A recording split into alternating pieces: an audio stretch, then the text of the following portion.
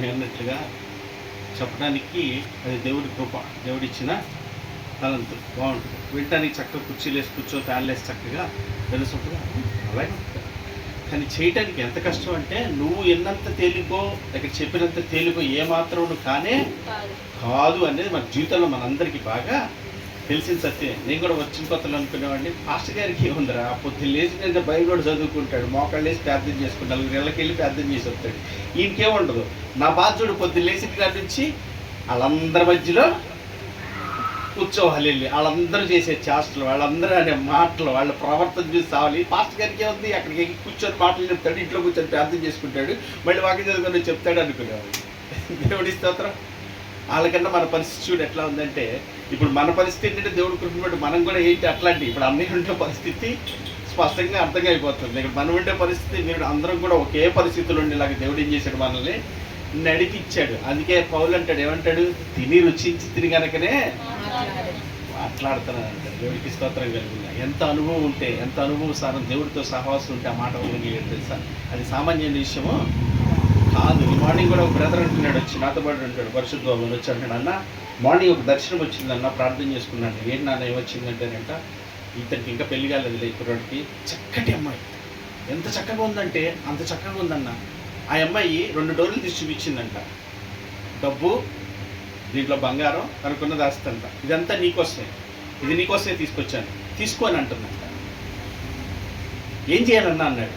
20 రోజులాగా ఉన్నావు, నాకు చెప్తే పోయేది కదా, నేనన్నా తీసుకునేవాడిని వెళ్ళి, పిచ్చి అన్నలాగా ఉన్నా అంటే ఏమన్నావు అంటే ఏమన్నచ్చు అన్నాడు. ఎవరో నాకు తెలియదు, నాకు ఎవరి దగ్గర నువ్వేమన్నావు. వాక్యం చెప్తుందంట, ఏమని చెప్తుందంట, ఒకడు లోకమంతా సంపాదించుకొని తను సంపాదించుకోకపోతే ఏమి, ఎన్ని సంపాదించుకున్న ఆ రాత్రి ఓ వెర్రివాడా నీ ప్రాణం అడుగుతున్నానంటే నా పరిస్థితి ఏంటన్నా అన్నాడు. పోన్లేరా నీకు అవివేపు ఇచ్చాడు, నాకు అది లేదు, ఏం చేస్తాం మరి దేవుడి స్తోత్రం. ఇవాళ మన చుట్టూ ఉన్న పరిస్థితుల్లో మనకి ఏం చేస్తున్నాయి, అట్లాగే మైమర్చిపోయేలాగా చేసేస్తున్నాయి, కళ్ళకు గుడ్డితనాన్ని కలగజేసి చేసేస్తున్నాయి. ఇదే శాశ్వతం అనుకుంటూ, ఇదే జీవితం అనుకుంటూ, ఇదే మనకు అనుకుంటూ మైమర్చిపోయే విధంగా మన చుట్టూ జరిగే పరిస్థితులు, మన కుటుంబాలను, మనకున్నట్లు బట్టి జీవించే జీవితాలన్నీ ఇలాగే కనపడతా ఉంటాయి. కానీ సత్యాన్ని మనం జాగ్రత్త చేసుకొని, ఈరోజు మనల్ని పిలిస్తే, ఈరోజు నా సమయం ముగించబడితే అమ్మో ఇది నాది కాదని దేవుని వాక్యం దేవుని ఏందంట, భయభక్తులు కలిగి ప్రవర్తన విషయం జాగ్రత్తగా చూసుకునేవారిగా మనం ఉండాలి అని అంటాడు. ఏదైతే అందరికీ ఉంటాయండి, బలహీనతలు లేనివాడు అన్నాడా, అందరి బలహీనతలు ఉంటాయి. అయితే ఎప్పుడైతే దేవుని పాదాల దగ్గర పెట్టుకొని యథార్థంగా ఒప్పుకుంటావో అప్పుడు ఆయన బలం మళ్ళంట అనుగ్రహిస్తాడంట. దేవుడికి ఏదైతే బలమో ఈ వాక్యమే, దేవుడికి స్తోత్రం కలుగుతుంది. అది ఎక్కడి నుంచో వచ్చేది కాదు, మన బలహీనతలో ఆయన బలమే పరిపూర్ణ. ఇప్పుడు మనవాడు అంటలేదు, ఏమంటాడు, వెర్రివాడా లోకమంతా సంపాదించి ఈ రాత్రి నేను అడిగితే ఎక్కడి నుంచి వచ్చింది ఆ బలం, ఆ వాక్యమైన ఆలోచన ఎక్కడి నుంచి వచ్చింది, దేవుని యందు భయభక్తులు కలిగి ప్రవర్తన జాగ్రత్త చూసుకుంటున్నాడు కనుక తను ఏం చేశాడు, వెంటనే ఆ వాక్యాన్ని తనకి అందించాడు. మోసపోవద్దు, ఈ రోజు నువ్వు అది ఆశ్రయించావు దాన్ని, ఈ రాత్రిని ప్రాణం పడతాను, ఇదేమైపోద్దని టక్మని బలాన్ని దేవుడు అనుగ్రహించాడు, నిలబడ్డాడు. లేకపోతే మోసపురికి పరిస్థితి మళ్ళీ అంటాడైతే, అబ్బా ఇది మనకు దొరికితే ఎప్పుడైనా పిచ్చోళ్ళలాగా ఉన్నాం అని చెప్పి తిరిగితే, ఆ రాత్రి నిన్ను అడిగితే ఇంతకాలం చేసుకున్న భక్తి ఇవన్నీ వృధా అయిపోద్ది. అందుకే ఉంటాడు, వివేకము కలిగిన వారిగా, వివేచన కలిగిన వారిగా, యథార్థత కలిగిన వారిగా, పరిశుద్ధత విషయంలో జాగ్రత్త కలిగిన వారిగా. ఒక క్రైస్తవుడికి కావాల్సింది ఇవేనండి. క్రైస్తవుడికి కావాల్సింది ఏంటి, నేను పరిశుద్ధుడైన ప్రకారం మీరును, నేను నీతిమంతుడైన ప్రకారం మీరును. ఆయన గుణలక్షణాలు సంపాదించుకోవడానికి ఒక క్రైస్తవుడు ప్రయాసపడాల్సింది దీని ఒక్కదాని కోసమే, ఇంకా దేని కొరకు ప్రయాసపడవలసిన పనేవి లేదు. దేవునికి అంత స్తోత్రం కలుగును కాక. ఆ విషయాలు మనం జ్ఞాపకం చేసుకుని ప్రార్థన చేద్దాం. చెప్పబడిన ప్రతి మాటను ఒకసారి జ్ఞాపకం చేసుకుందాం. ఒక 2 నిమిషాలు లేచి నిలబడదాము.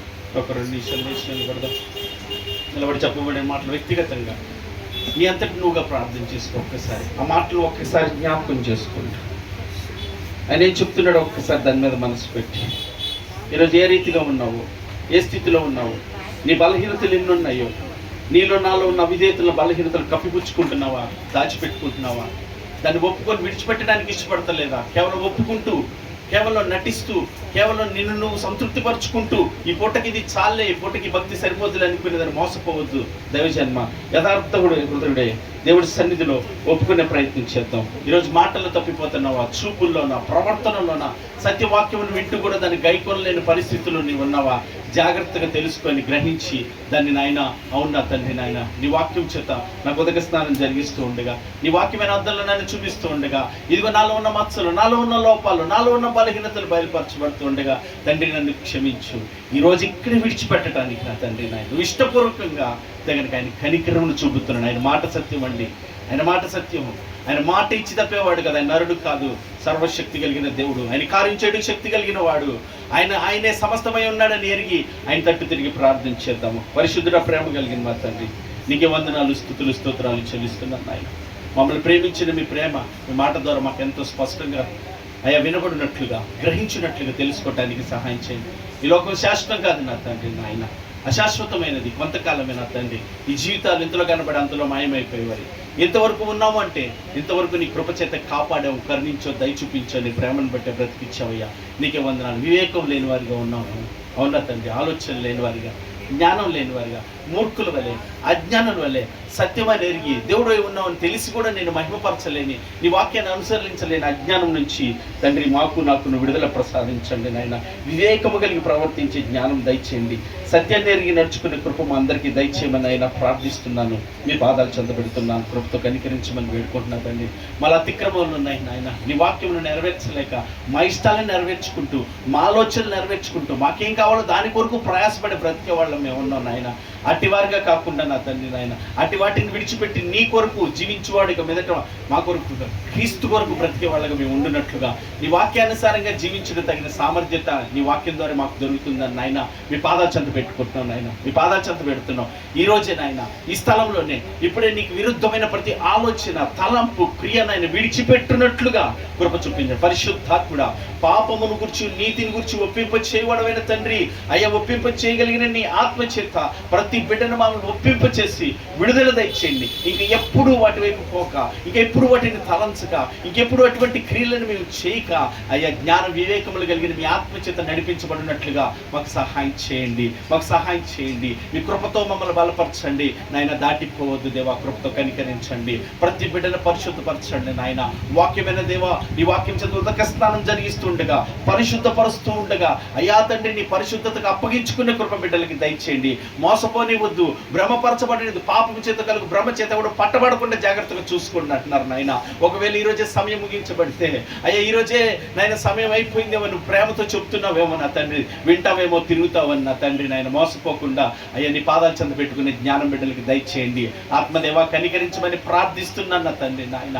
మూర్ఖపు స్వభావం, లోబడని తనము, విధేయత లేని స్థితి, పైకి భక్తి గల వారిగా ఉంటే శక్తి లేని ఆశ్రయించలేని వారిగా ఉన్న మాకు అయ్యా నీ వాక్యం ద్వారా శక్తిని, బలమును దయచేసి ఏ విషయాల్లో బలహీనులుగా ఉన్నామో ఆ విషయాలు మమ్మల్ని బలపరిచి సత్యమును అనుసరించే వారికి ఉన్నట్టుకు సహాయం చేయమని నాయన ప్రార్థిస్తున్నాను నాయన. మీ పాదాలు చెంద పెడుతున్నాను. ప్రతి ఒక్క బిడ్డని నాయన మీ కృపతో దర్శించండి అయ్యా. మీ కృపతో బలపరచండి, వారిని మీ ఆత్మచేత నింపి సిద్ధపరచండి అయ్యా. గత కాలంలో ఏ విషయాలు తప్పిపోయామో, తొలగిపోయామో, నిలబడలేకపోయామో, ఇప్పటికీ ఆ పరిస్థితులు తలంచుకొని సిగ్గుపడుతుండగా నీ వాక్యం అని వెలుగులో నాయన అట్టి వాటిని చేయకోకుండా ఇప్పుడే ఒప్పుకొని విడిచిపెట్టే కృప మాకు దయచేయండి అయ్యా. నీ కనికరమును పొందుకొని స్థలంలో నుంచి నీ ఆత్మతో నింపబడి నడిపించబడి అనుభవాన్ని దయచేయండి. విన్న ప్రతి మాట మా హృదయంలో స్థిరపరచండి నాయన. మమ్మల్ని బలపరచండి నాయన అయ్యా. మీ కృపతో ప్రార్థిస్తున్నాము. సహాయం చేయమని వేడుకుంటున్నాం నా తండ్రి నాయన.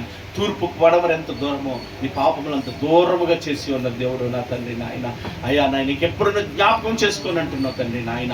లోబడని బిడ్డలు దినవల్లే చేతులు చాపి పిలుస్తూ ఉండగా నాయన, ఇగో నీ పాదాల వద్దకు వస్తున్నాను నాయన. కనికరించండి, కృప చూపించండి. ఆకాశం నీ సింహాసనము, భూమిని పాదపీఠం, నీ పాదాల వద్ద ఉన్న ప్రజలను కృప చూపించే దేవుడు, కనికరించే దేవుడు, జాలి చూపించే నా తండ్రి. నీ ప్రేమను అర్థం చేసుకునే మనస్సు మాకు దయచేయండి నాయన. ఎంతటి కరుణా సంపూర్ణమైన దేవుడు, ఎంత కృప చూపిస్తున్నావో నాయన అర్థం చేసుకునే మనస్సు మాకు దయచేసి మీకు అప్పగించుకునే జ్ఞానం మా అందరికీ దయచేయమని ఆయన ప్రార్థిస్తున్నాము. ప్రవర్తన విషయమై జాగ్రత్తగా చూసుకోవటానికి సహాయం చేయండి నాయన. ఎలా ప్రవర్తిస్తున్నామో, ఎలా జీవిస్తున్నామో, ఇష్టానుసారంగా ప్రవర్తిస్తున్నామా అయ్యా తండ్రి నాయన, ఆలోచన లేకుండా ప్రవర్తిస్తున్నామో అయ్యా జాగ్రత్తగా చూసుకొని వాక్యమును ఆధారం చేసుకొని అయ్యా తండ్రి నాయన భయభక్తులు కలిగి జీవించే జీవితాన్ని మా అందరికీ దయచేయమని ప్రార్థన చేస్తున్నాను. అలక్ష్యం నిర్లక్ష్యం ఆలోచించి తొలగించండి, సత్యమందు ప్రతిష్ఠించండి. నీతి న్యాయంలో నీ సింహాసనం ఆధారంలో నా తండ్రి నాయన అయ్యా తండ్రి నీకే వందనాలు అయ్యా. నీకే స్తోత్రాలు. యథార్థంగా ప్రవర్తించడం మాకు నేర్పించయ్యా అయ్యా యథార్థంగా ప్రవర్తించడం, యథార్థంగా మాట్లాడితే, యథార్థంగా జీవించే మాకు జీవితాలు మాకు దయచేయండి ప్రభా. మీకే వందనాలు, మీకే స్తోత్రాలు, మీకే స్తుతులు చెల్లిస్తున్నాను. కనికరించి చూపు దేవా, బలపరచండి. ప్రతి ఒక్క బిడ్డని బలపరచండి, ప్రతి ఒక్క బిడ్డని బలపరచండి నాయనా.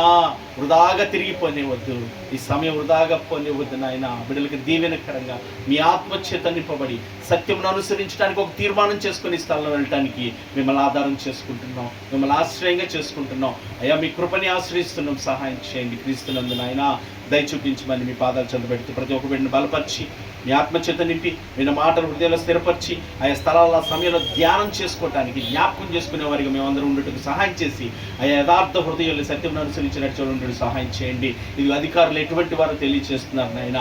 అధికారులు ఒక్కసారి జ్ఞాపకం చేసుకోండి. అధికారకాంక్ష చేత, ధనాపేక్ష చేత నా తండ్రి నాయన అయ్యా ప్రజలకు అందవలసినవి, ప్రజలకు చేయవలసినవి చేయకుండా నా తండ్రి నాయన వారి ఇష్టానుసారంగా నా తండ్రి ప్రవర్తిస్తున్న తండ్రి చేస్తున్నటువంటి ఆ యోచన ఆలోచన నుంచి వారిని విడుదల ప్రసాదించండి నాయన.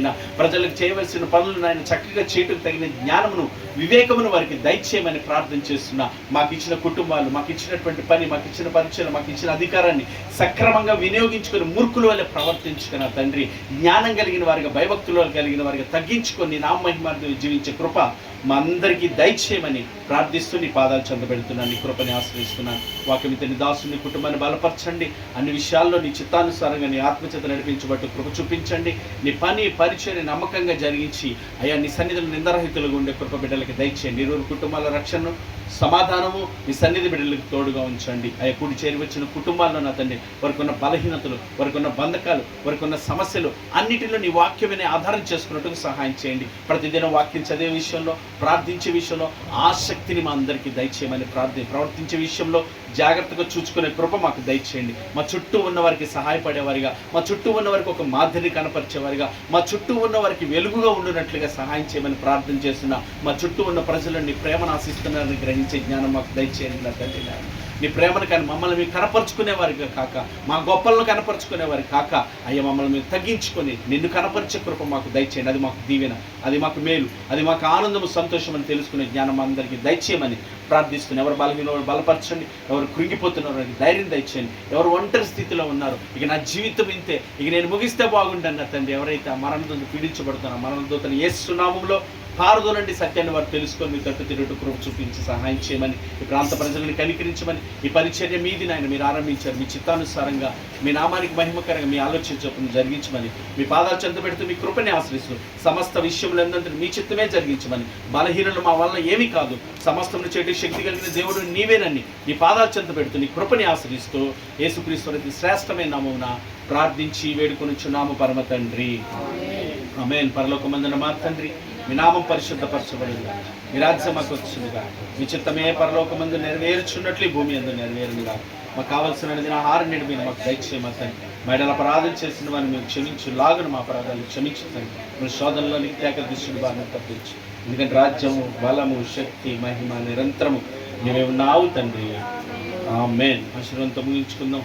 సర్వ సృష్టికర్త అయిన మన తండ్రి అయిన దేవుని ప్రేమయు, సర్వమానవాళి రక్షకుడైన మన ప్రభువైన యేసుక్రీస్తు కృపయు, మనల్ని ఆదరించి బలపరిచి మన తండ్రి శక్తిని జరిగించే పరిశుద్ధాత్మని యొక్క నిన్న సహవాసము, సన్నిధి, సహాయం కూడిన మనకును ప్రార్థించిన బిడ్డలకి, వాక్మికుని, సేవకుని, సకల జనులకు, సకల పరిశుద్ధులందరికీ తోడే ఉండి ఆయన ఆత్మచేతని ఆయన చిత్తమే నెరవేర్చబడును గాక. కృప మనందరికీ తోడే ఉండి నడిపించును గాక. God bless you all. దేవుడు మనందరినీ ఆత్మలో దీవించును గాక.